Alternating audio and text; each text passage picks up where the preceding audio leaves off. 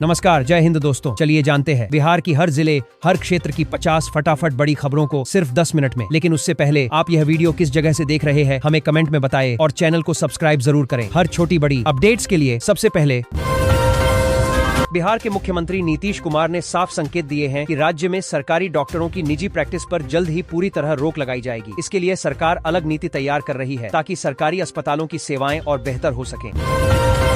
गया जी को स्वच्छ और आधुनिक शहर बनाने की दिशा में बड़ा कदम उठाया गया है। शहर में इलेक्ट्रिक बस सेवा शुरू करने की तैयारी तेज हो गई है। गांधी मैदान स्थित बस स्टैंड पर 33 kV का बिजली सब स्टेशन बनाया जा रहा है, जिससे प्रदूषण कम होगा और लोगों को बेहतर परिवहन मिलेगा। मुख्यमंत्री नीतीश कुमार ने पश्चिम चंपारण के बेतिया से अपनी समृद्धि यात्रा की शुरुआत की। कुमारबाग पहुंचकर उन्होंने विकास कार्यों की समीक्षा की और जीविका दीदियों से बातचीत कर जमीनी हकीकत जानी। बिहार सरकार ने शिक्षकों को लेकर सख्त आदेश जारी किया है। अब अंतरजिला स्थानांतरण पाने वाले शिक्षकों को नए विद्यालय में अनिवार्य रूप से योगदान देना होगा। लापरवाही पर कार्रवाई भी हो सकती है।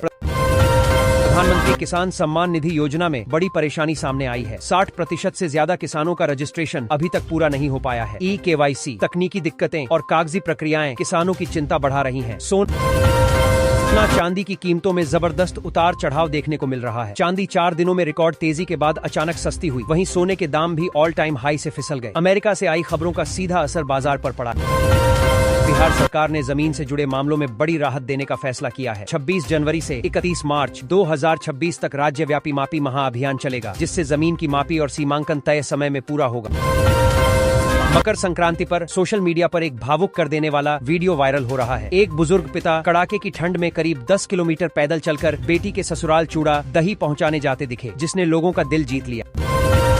बजट सत्र से पहले राजद की अहम बैठक हुई। तेजस्वी यादव की अध्यक्षता में हुई बैठक में पार्टी की आगे की रणनीति और सरकार को घेरने की तैयारी पर चर्चा हुई। सीतामढ़ी जिले से इंसानियत को शर्मसार करने वाली घटना सामने आई है। 13 साल के बच्चे की मौत के बाद भी लोग उसकी लाश के पास मछलियां लूटते रहे, जिसने समाज को झकझोर दिया है। पटना के पास चंदासी गांव में आस्था और कला का अद्भुत संगम देखने को मिल रहा है। यहाँ देश की सबसे ऊंची अर्धनारीश्वर प्रतिमा का निर्माण तेजी से हो रहा है, जो धार्मिक पर्यटन का नया केंद्र बनने वाली है। बिहार की सड़कों पर हुए गड्ढे को बताने पर सरकार देगी 5000 रुपए। यह नई योजना 15 फरवरी से लागू की जाएगी। भाजपा नेता और बिहार सरकार में मंत्री दिलीप जायसवाल ने इस योजना के बारे में जानकारी दी है। बिहार के मधुबनी जिले में सड़क और यातायात व्यवस्था को बेहतर बनाने की दिशा में एक महत्वपूर्ण पहल की जा रही है। लंबे समय से प्रतीक्षित रिंग रोड परियोजना अब जमीन पर उतर चुकी है। परियोजना पिछले वर्ष घोषित की गई थी और अब आधिकारिक मंजूरी मिलने के बाद इसका निर्माण कार्य शुरू कर दिया गया है। मकर संक्रांति के मौके पर तेज प्रताप यादव ने दही चूड़ा के भोज के जरिए सिर्फ पर्व नहीं मनाया, बल्कि सियासत का बड़ा दांव भी खेल दिया। पटना में हुए इस आयोजन ने यह साफ कर दिया कि लालू परिवार के भीतर चल रही खींचतान अब पर्दे से बाहर आ चुकी है। जब भी बिहार के फेमस डिश की बात होती है तो लिट्टी चोखा का नाम सबसे ऊपर आता है, लेकिन शायद आपको मालूम नहीं है कि बगिया भी बिहार की फेमस डिशेज में से एक है। इसका स्वाद काफी अनोखा होता है और इसे बिना तेल मसालों के तैयार किया जाता है। इसे पीठा भी कहा जाता है। मकर संक्रांति के साथ ही सर्दी से राहत मिलनी शुरू हो गई है। मौसम विभाग के पूर्वानुमान के मुताबिक अगले 2-3 दिनों के दौरान राज्य के अनेक स्थानों के न्यूनतम और अधिकतम तापमान में विशेष परिवर्तन होने के आसार नहीं है। इसके बाद दिन के तापमान में धीरे धीरे वृद्धि होने के आसार हैं। अगले एक हफ्ते में प्रदेश का मौसम शुष्क बना रहेगा। बिहार में राशन व्यवस्था को पारदर्शी और मजबूत बनाने के लिए प्रशासन ने सख्त कदम उठाए हैं। इसी को लेकर एक अहम समीक्षा बैठक हुई, जिसमें आपूर्ति विभाग के सभी अधिकारी और कर्मचारी शामिल हुए। बैठक में साफ कहा गया कि राशन वितरण में किसी भी तरह की गड़बड़ी बर्दाश्त नहीं की जाएगी और सरकारी अनाज का लाभ केवल पात्र लोगों तक ही पहुँचना। बिहार सरकार ने किसानों को बड़ी राहत दी है। किसानों को सस्ती दर पर कृषि ऋण देने और आधुनिक खेती को बढ़ावा देने के लिए कृषि विभाग और नाबार्ड के बीच समझौता हुआ है। इस योजना के तहत किसानों को सिर्फ 1% ब्याज पर लोन मिलेगा, जिससे खेती करना और आसान होगा। मकर संक्रांति के मौके पर दही चूड़ा भोज में शामिल होने के बाद मुख्यमंत्री नीतीश कुमार बिहार यात्रा पर निकल सकते हैं। सूत्रों के अनुसार उनकी यह यात्रा 16 जनवरी से शुरू होने की संभावना है।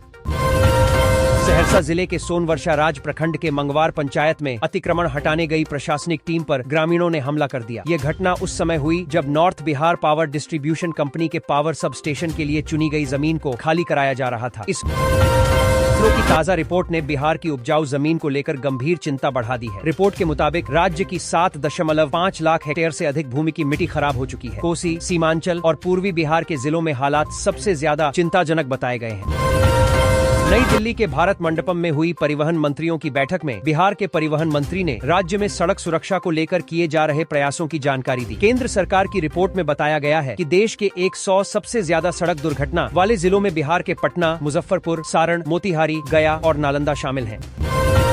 बिहार सरकार ने निजी प्रारंभिक विद्यालयों के संचालन और मान्यता प्रक्रिया को बेहतर और पारदर्शी बनाने के लिए नई मानक संचालन प्रक्रिया लागू कर दी है। इससे निजी स्कूलों की निगरानी मजबूत होगी और शिक्षा की गुणवत्ता में सुधार आने की उम्मीद है। मुख्यमंत्री नीतीश कुमार एक बार फिर बिहार की यात्रा पर निकलने वाले हैं। इसी महीने उनकी यात्रा शुरू होने की संभावना है। मुख्यमंत्री कार्यालय इस यात्रा को लेकर विस्तृत कार्यक्रम तैयार करने में जुटा हुआ है। यात्रा की तारीख और पूरा शेड्यूल जल्द ही आधिकारिक रूप से घोषित किया जाएगा।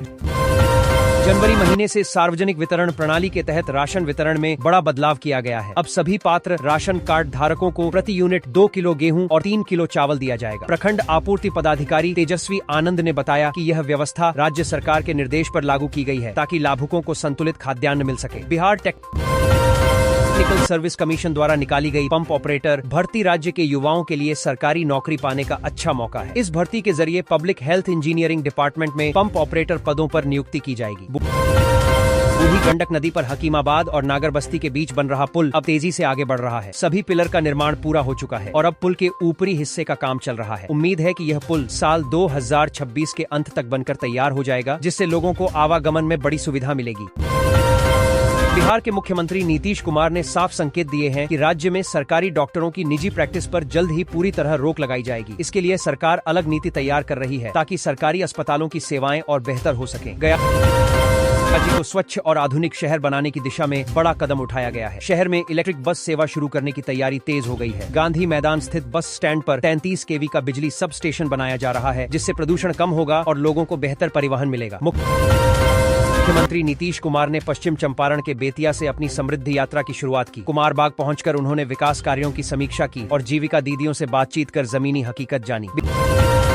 बिहार सरकार ने शिक्षकों को लेकर सख्त आदेश जारी किया है। अब अंतरजिला स्थानांतरण पाने वाले शिक्षकों को नए विद्यालय में अनिवार्य रूप से योगदान देना होगा। लापरवाही पर कार्रवाई भी हो सकती है। प्रधानमंत्री किसान सम्मान निधि योजना में बड़ी परेशानी सामने आई है। 60% से ज्यादा किसानों का रजिस्ट्रेशन अभी तक पूरा नहीं हो पाया है। KYC, तकनीकी दिक्कतें और कागजी प्रक्रियाएं किसानों की चिंता बढ़ा रही हैं। सोना चांदी की कीमतों में जबरदस्त उतार चढ़ाव देखने को मिल रहा है। चांदी 4 दिनों में रिकॉर्ड तेजी के बाद अचानक सस्ती हुई। वहीं सोने के दाम भी ऑल टाइम हाई से फिसल गए। अमेरिका से आई खबरों का सीधा असर बाजार पर पड़ा है। बिहार सरकार ने जमीन से जुड़े मामलों में बड़ी राहत देने का फैसला किया है। 26 जनवरी से 31 मार्च 2026 तक राज्यव्यापी मापी महाअभियान चलेगा, जिससे जमीन की मापी और सीमांकन तय समय में पूरा होगा।